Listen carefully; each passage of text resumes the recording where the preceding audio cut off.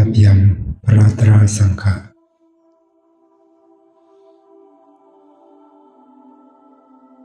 ก็เป็นสราเจ้าข้อมูลที่วิสิตาธรรมะยามเร็วเป็นข้าวยามหนึ่งมองไป7 นาที 7 นาที เป็นวันที่2 เดือน 2ปีคริสต์2เฮงไป26ปีศาสนา2เฮง5 ปากไป69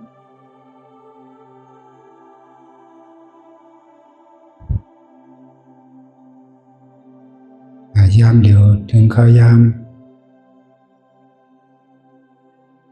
เอกปามวิปัสสนาภาวนาแทงกำลึงไว้วันอันนำในลาดมาเมื่อคำว่าพอเดียวขึ้นมาสับแรงนี้พวกความของความกว่าลองว่าในศาสนาได้มีการเห็นการสอนการเฮ็ดสร้างฝึกกรรมปฏิบัติว่าเป็นตอนแต่ยามเดี๋ยวเขาก็มาเห็นหูเป็นปริยัติเห็นหู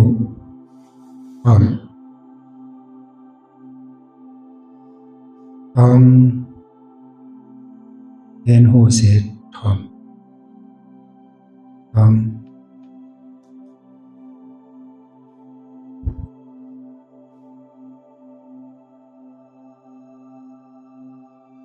เห็นหูลองสังในเห็นหูลองแก่นของพุทธศาสนาเห็นหู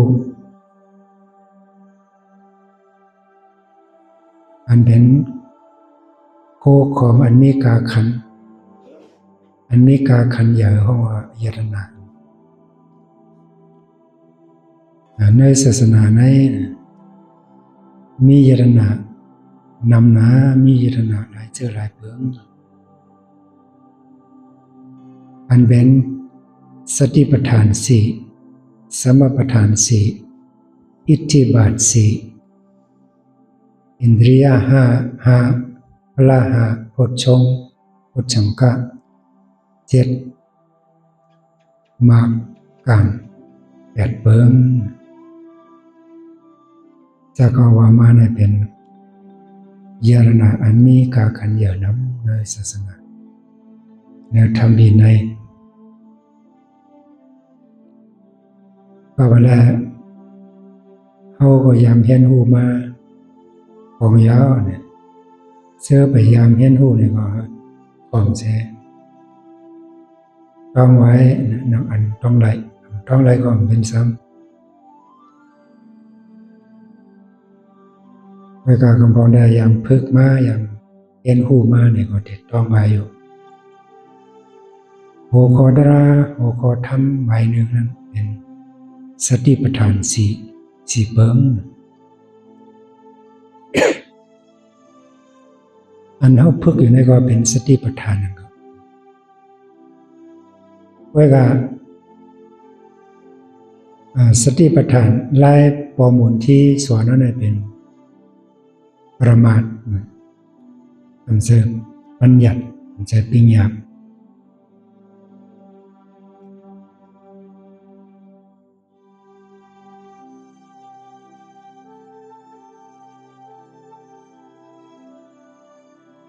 สติปัฏฐาน4ในมี3ในมีกายานุปัสสนาสติปัฏฐาน เวทนานุปัสสนาสติปัฏฐานจิตตานุปัสสนาสติปัฏฐานธรรมานุปัสสนาสติปัฏฐาน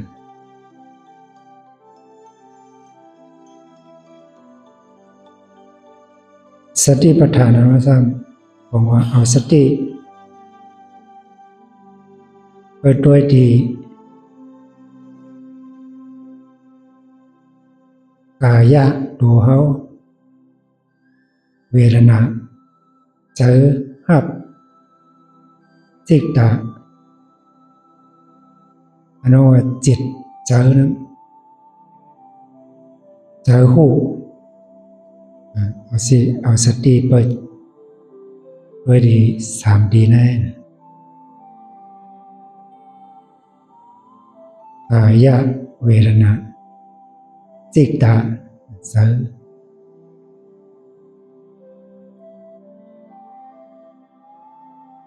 กายะสังด้วยดีแล้วเนี่ย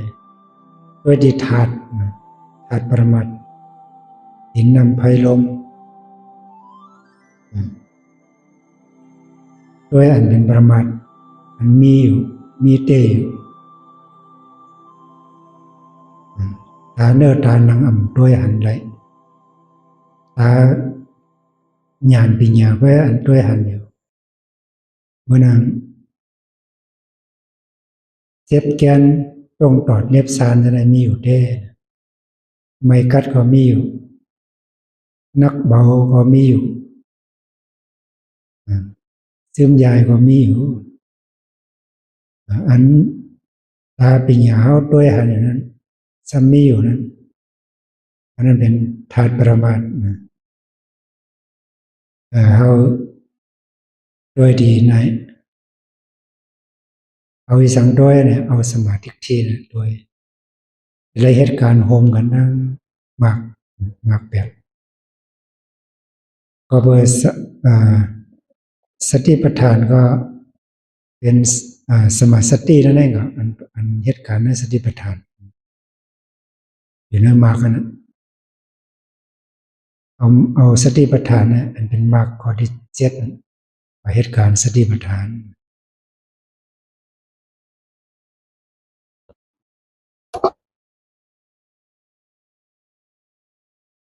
สมาธิที่ก็หันดีโตหันดีเจอผู้เจอหับ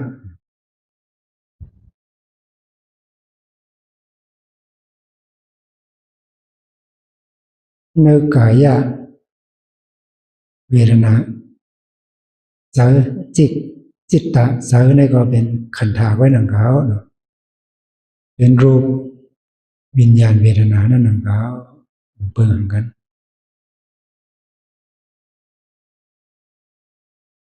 ก็เวลาสมาธิที่นั้นหันอยู่ที่3 อันนะสัมปด้วยดีแล้วเนี่ยด้วยดีเจอหูเนี่ยด้วยดีเจอจิตตาด้วยดีเจอหูอันนั้นก็ด้วยดีเวทนาเจอหับเป็นตุก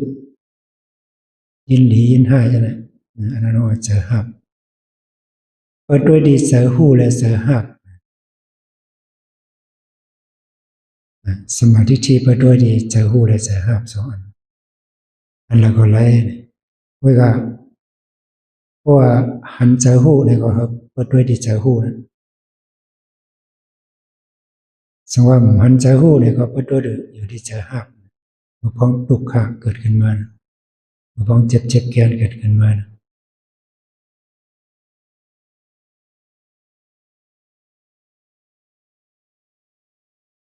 เพราะว่าสมาธิที่หันยาวันไหนเอาสมาสังกัปปะนั้นวนมาเป็นอนัตตาวนมาอันใจเขาอันใจของเขาวางแบบปล่อยวางเป็นอัตตาอันนี้ห้องว่าสติปัฏฐานอันเป็นประมาทก็เป็นแล้วอันนั้นพึกอยู่นี่ก็เป็นสติปัฏฐานของเขา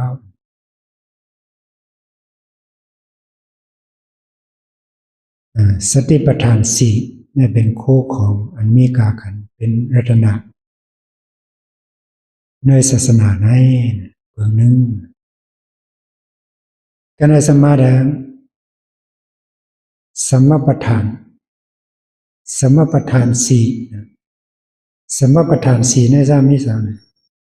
มีสมประธานสี่ในบอกว่าตั้งคัดเจอซื้อตั้งคัดเจออันใหญ่อันหลงอันมีแหงพยายามลาดมาอย่างหนอตั้งคัดเจออันสื่อสารเนี่ยบนนั้นคัดเจอเวแบบคัดเจอสัตคัดเจอเวนั้นสติอย่าให้อากุศลมันออกเป็นมานะสำคัญเสอปล่อยแบบอากุศลมันย้ำเฮ็ดฉะนั้นก็เฮ็ดแท้งเลย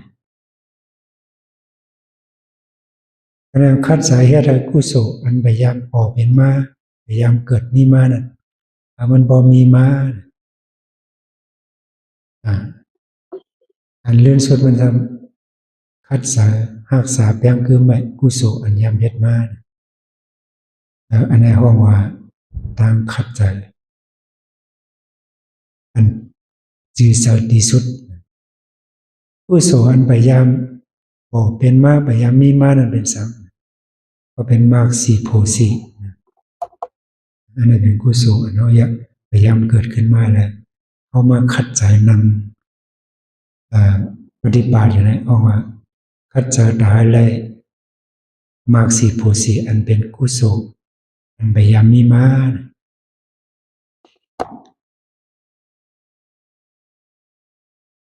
อันนี้ก็เป็น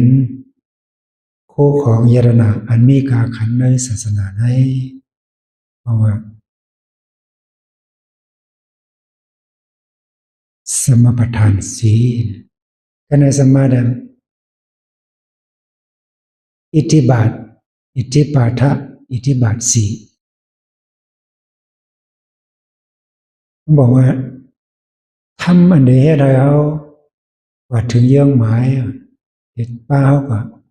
ไปกว่าสู้หอดดีเยื่องหมายเขามีเยื่องหมายสังเสียนว่าอันเขาตั้งไว้นะธรรมดาอันนี้มีสี่เบิงสี่ข้อเห็นป้าเขากว่าหอดดีเยื่องหมายเราใครหอดนั้นนิ้วในเป็นสังนิ้วในเป็นสันทะนั้นสันตะลองใครไรใครเป็นใครไรสังใครเป็นสังเนี่ยอยู่ที่สันตะนะเฮ็ดเอาพวกใครไรก็เฮ็ดเอาเมื่อเขามานั่งปฏิบัติกันอยู่เนี่ยเขาใครไรสังเขาใครไรใครหอดนิพพานดีกัดเย็นในไรสังมาเฮ็ดเอาใครหู้หันธรรมดาใครปนดังทุกข์และสังมาเฮ็ดเอาใครสังก็เฮ็ดเอา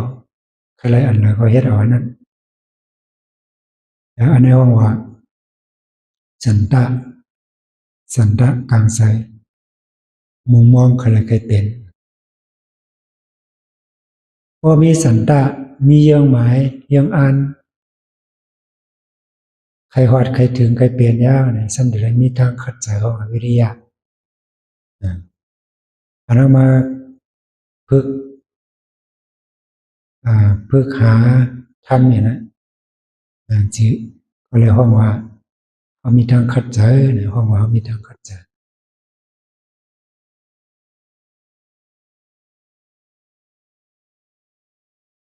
พอมีทางขัดใจสมองมาแต่ว่าจิตตาเอาจะใส่ลืมยังอ่านยังหมายเอาเสาไว้ในใจเอาเสาไว้ในใจด่าเสียเนี่ยมาเมื่อไรเขาละเพราะอนัตตดึกมาพึกมาหาทำตรายอยู่เสาไว้ในใจ ออกมือเฮือนก็เอาสวินัยเจอเนี่ยว่าสิกตาเนี่ยก็ลื่นสุดมันซ้ำเป็นวิมังสาอันนั้นวนด้วยว่าอันละผิดอันละถูกวนด้วยหลองต่างมันอันละซื้ออันละซื้อเฮ็ดผิดห้าเฮ็ดถูกห้าอันตึกเฮ็ดอยู่นะจังมันบ่แม่นสองมันบ่ขึ้นหน้าจังมันบ่ขึ้นกว่าทั้งหน้าจังมันบ่ขึ้นหน้าสองมันบ่โดดตอนขึ้นอย่างมาเนี่ยอันนี้เพราะว่าวิมังสาอ่าธรรมราสี่เบิกได้เนี่ยปาหาหอดถือยังไหมเมื่อนำเข้าไปความกึศลือนั่นนะพวกไปความกึศลือเนี่ยก็ยังหมายเข้าไปหอดดีเลยเนี่ยก็ไม่ก็ดีหอดที่นั้นในจังเปิงนึงก็ในอันยามว่ามาว่าอินทรียะอันนั้นเปิงอินทรียะเปิงนั่นบอกว่าทำอันเฮ็ดให้เขาที่เฮ็ดให้เขาเป็นเหยื่อเลยว่าเป็นเหยื่อนั้นมีอยู่เปิงทำตราอันใดเฮ็ดให้เขาก็เป็นผู้เหยื่อพ้นหลงในศาสนาในมีทั้งเปิงหนึ่งศรัทธาวิริยะสติสมาธิปัญญาหนึ่งได้เป็นศรัทธาสองได้เป็นวิริยะสามได้เป็นสติสี่ได้เป็นสมาธิห้าได้เป็นปัญญาเพราะว่าเขามีศรัทธาวิริยะสติสมาธิปัญญาแห่งอย่างขึ้นมามีเอ็นแห่งอย่างนำโดดอนมาเนี่ยแต่เขาเฮ็ดที่เฮ็ดให้เขาหันทำตรากว่าง่ายๆเอาอะไรเขาอ่อนกันมาพึกเอาอินทรียะของเขามีเอ็นแห่งอย่างนำมา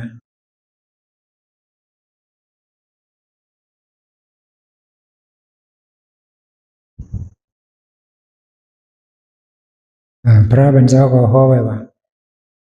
ควรอันเดียหันทำตรานะว่ามันมีเจอกิเลสนำก็ยาวเพราะว่ามันมีอินทรียะมันยันแข็งมีเอ็นแห้งบ่ไหนมันเดียหันตราอะไรง่ายๆลงๆหรือเสียคนอัน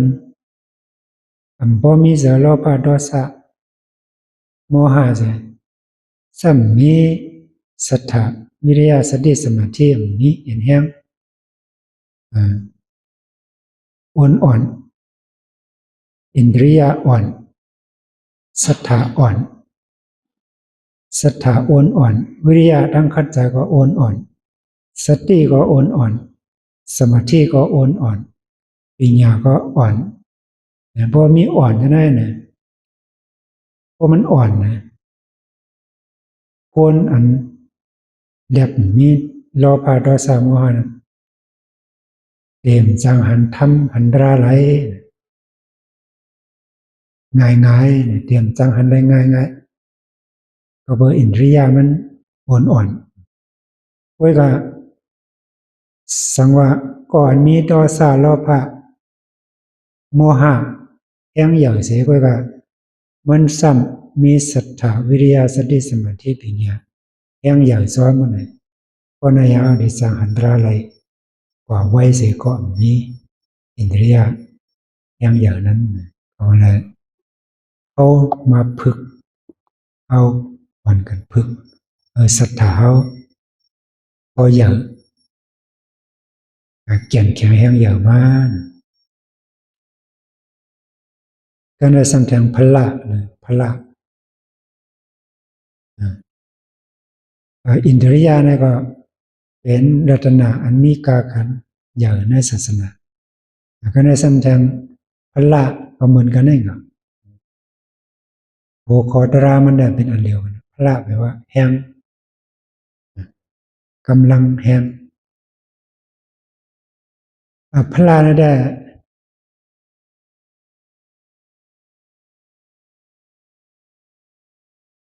มันเป็นแห้งของก่อนหันธรรมหันตรา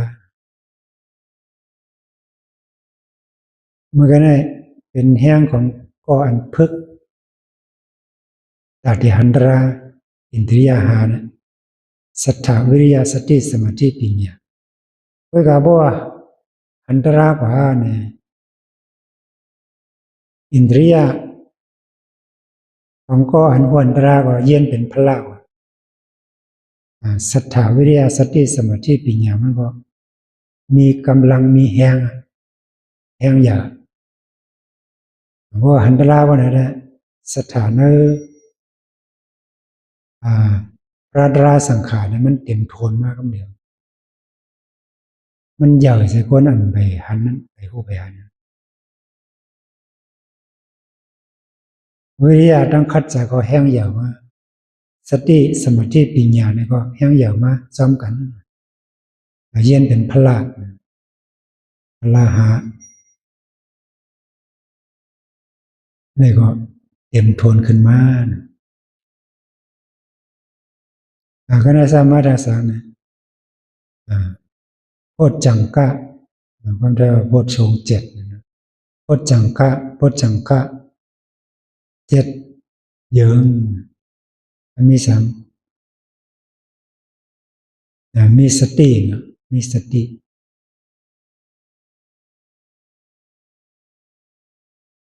มีธรรมวิจยะมีวิริยะดังคัดสามิอิติยินจงปัสสัทธิใจนิ่มใจกายะรู้นิ่มสงบนะ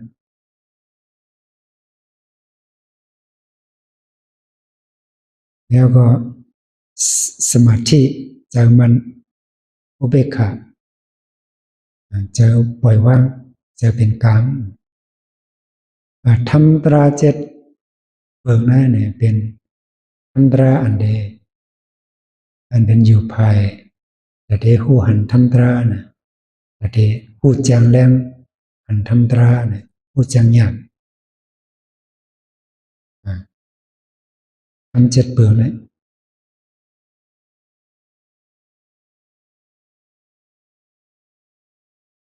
สำแดงอันลื่นมันได้เป็นมากลาง8เบื้องมากลาง8เบื้องเขาก็ลาดมาหลายกำสมาธิที่สมาสังกัปปะส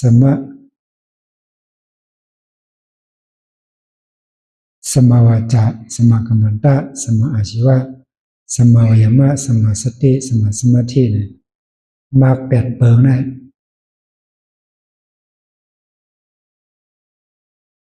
เป็นข้อ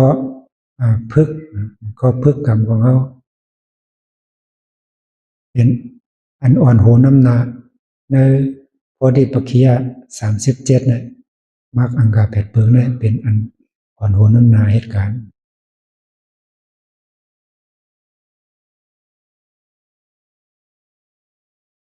ก็เวลาทำ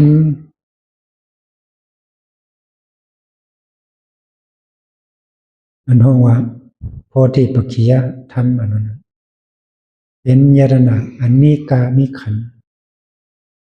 อย่างนั้นในศาสนาก็บอกว่ามันเป็นธรรมตราปฏิปาเอากว่าฮอดถึงนิพพาน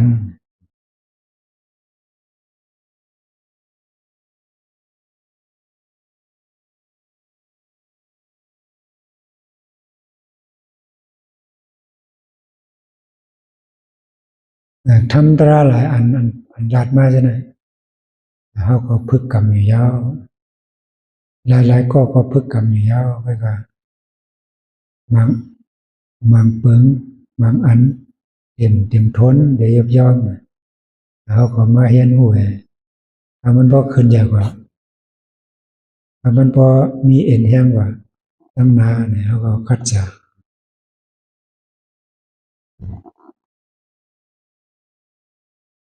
อ่านเจ้าใน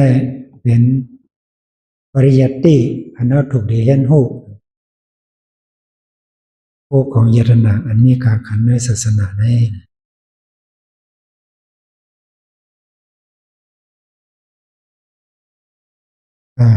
ก็เวลา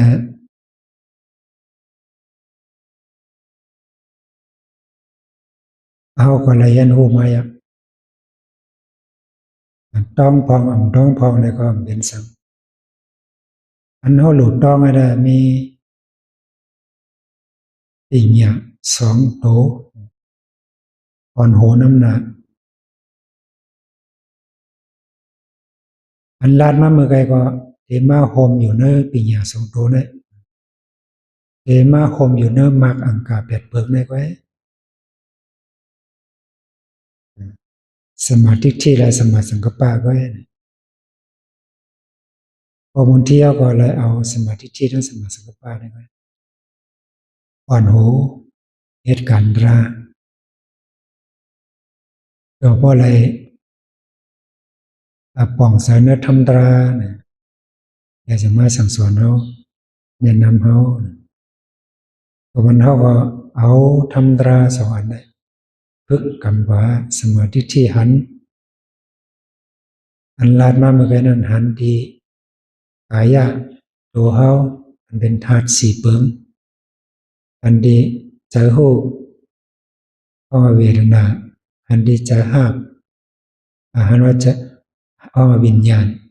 อันดีใจหาบอ้อเวทนาใจหูใจหาบอาปัตตัวดีใจหูใจหาบสองอันยังปอขึ้นมาก็วนเป็นอนัตตาอันเจ็บปอขึ้นมาก็วนเป็นอนัตตา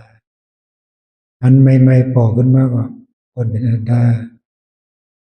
อันกัดออกมาก็เป็นอนัตตาอันนักอันเบาเปิดออกมาก็เป็นอนัตตาอันสังปอมาก็ยาวอันเจอพงเจอผิวปอมาก็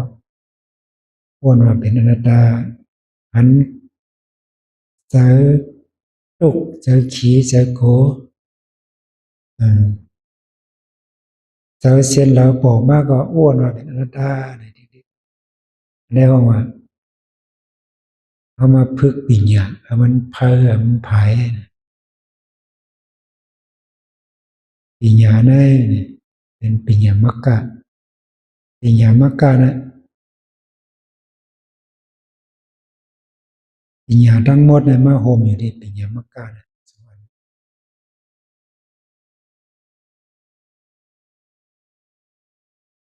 อุปมามันเหมือนหนึ่งห้อยดินสัตวะทั้งเสียงทั้งลมห้อยดินสร้างในใหญ่เสร็จมันหมดนะเนื้อโลกเนื้อหันอย่างนี้ห้อยดินสร้างในใหญ่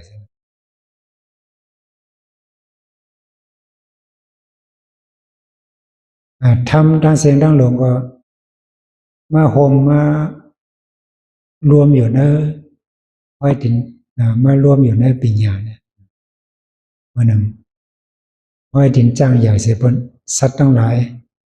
ห้อยดินเล็กห้อยดินน้อยก็มาโฮมมารวมอยู่ในห้อยดินจ้างเพราะนะปิญญาในใหญ่เสียพ้นในศาสนาสมาธิที่อันศีรษะหูศีรษะเพื่อเขาเป็นคนสมาธิที่สมาธิที่หันอีสังเนี่ยลาดมาอย่างผู้อีสังก็ลาดมาอย่างสมาธิที่ผู้หันสัจจะสี่ปานผู้หันอนิจจทุกขาอนัตตาผู้หันปฏิจจสมุปบาทลาดมาหมดยาวข้องว่า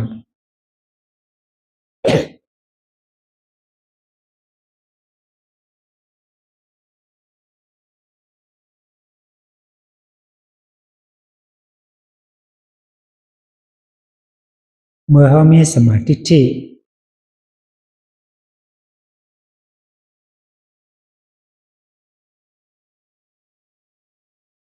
แห้งยาวมาเนี่ยสมาธิที่ของเขาแห้งยาวมาปีญญานั้นแห้งยาวมาเนี่ยเขาก็อยู่จำทำตรามาร้อยๆเนี่ยยืงแค้นแห้งอยากก็ยืงแค้นเดแจมหันแรงนะทำตราเพราะนั่นแหละเขามาฝึกสมาธิที่ทั้งสมาสังกัปปะเนี่ย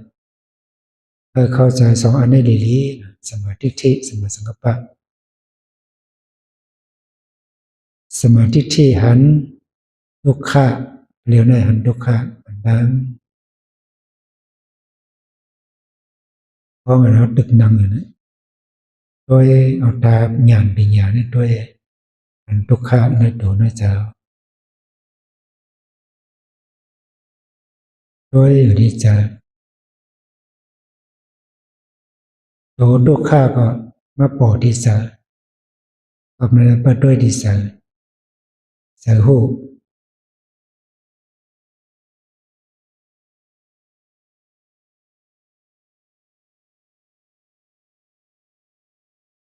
ฮันนี้สังก็ได้มาปอที่จะมันนั่นละ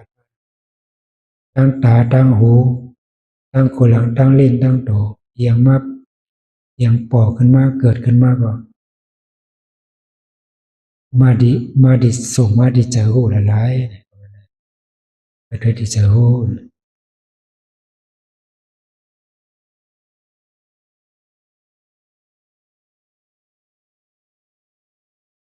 ก็หันยาก็วนหันยาก็วนผมจะว่าหันและวนจะปัญญามักกะในใดๆเหตุการณ์ก็ซ้ำกันหันยาก็วนหันยาก็วนเพราะวนละลายหันเนี่ยเป็นสมถะหรือสมาธิวนของที่ได้กันหันนี่สังหนึ่งจากเอาทองนั่นนะอันนั้นเป็นสมถะก็มาเลยเขาได้ไรหันดังเพราะหันเอาก็วนไปอันเจ็บๆออกมาอันละออกมาแห้งก็เอาอันนั้นนะอ้วนมาอ๋อเป็นอนัตตาวางเป็นอัตตาฝึกวางเป็นอัตตาเก่าเนี่ยว่าดีๆ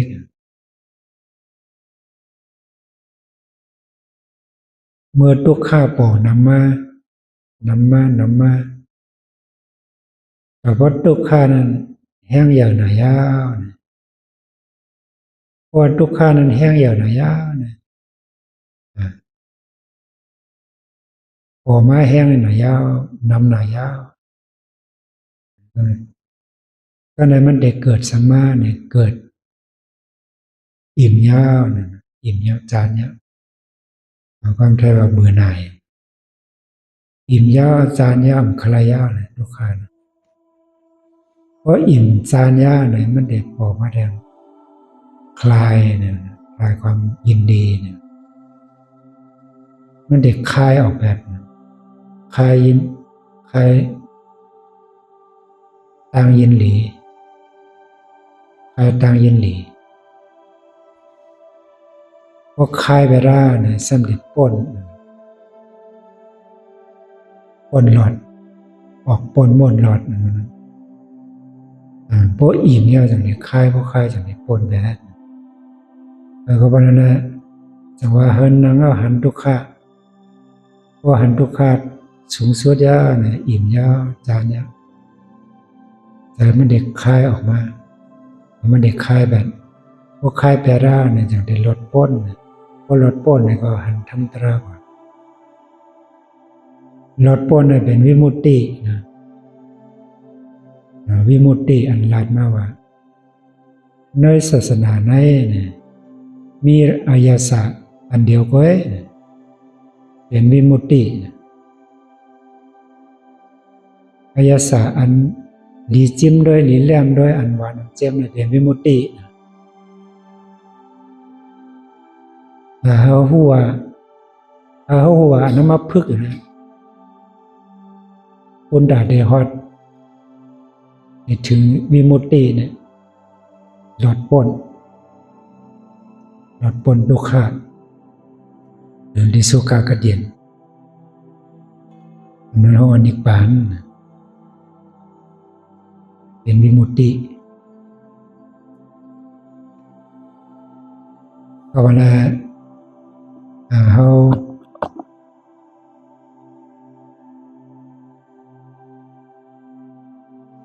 อย่างอันลาดมาอันเฮาใครนั่นเนี่ยเฮ็ดเอาเลยแล้วมาเฮ็ดเอาเลยตึกเอาเนาะตึกเอาตัวอัตตานั่นน่ะตึกแบบตัวอัตตาเอาอนัตตาตึกแบบตึกแบบอันใดเฮ็ดให้อันใดขวางตั้งฮอดถึงดีย่องหมายนั้นตึกแบบอันนั้น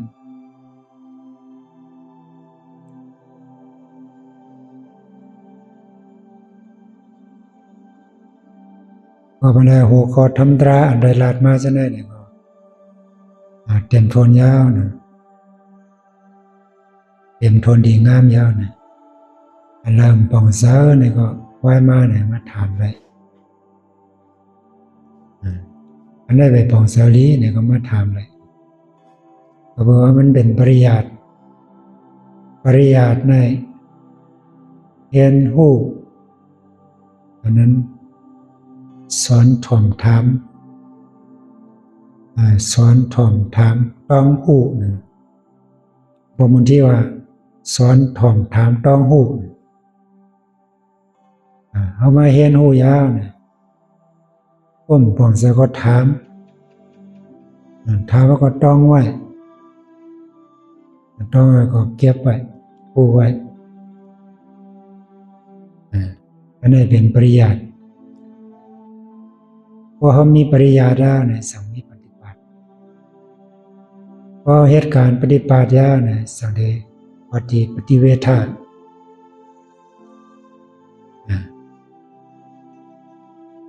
ปฏิเวทะน้องบอกว่าพรดีมันวัดถึงโจมันพรดีมันจางป่วยหากเอาพรดีมันเนี่ยนั่นเป็นปฏิเวทะเพราะว่าในศาสนาได้มีปริยัติปฏิปฏิและปฏิเวทะสามอันได้ศาสนาจะอยู่มันกึมกว่าไรนะก็นั้นเพราะว่าทั้งเสียงก็คัดเจอกันน้องเผงมันยามเดียวเขายามก็ปนมา45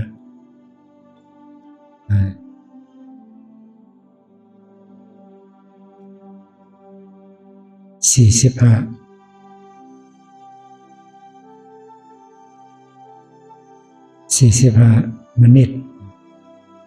หรือเขายามอีก1 ชั่วโมงไปเนี่ยก็ปัจจัยนำว่าใครรับใครนอนก็วนว่านั่นเป็นอนัตตาของกำไรเจ็บแกนบอกมาก็วนว่านั่นเป็นอนัตตาเจ้าของเขาปล่อยว่างแบบเก่านั่นสิปัจจัยกว่า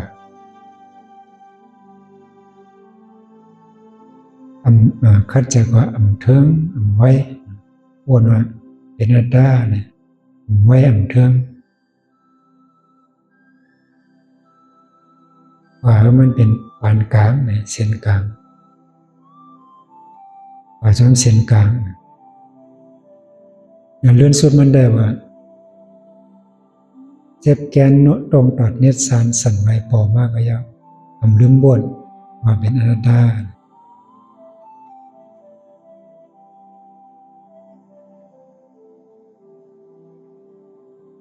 นังเสอย่าไปต้งไปหนึ่งอยากหึงวนหึงอย่าไปต้งไปหนึ่งอยากหึงวนหึงอย่าไปต้งไปหนึ่งตักถึงอนัตตาตักถึงมรรคผลญาณอันนี้เป็นความสั่งสอนประมุนเที่ยวเอาความสั่งสอนประมุนเที่ยวในเสวยในใจปัจจัยของเพิ่งมันเสียกับไม่ได้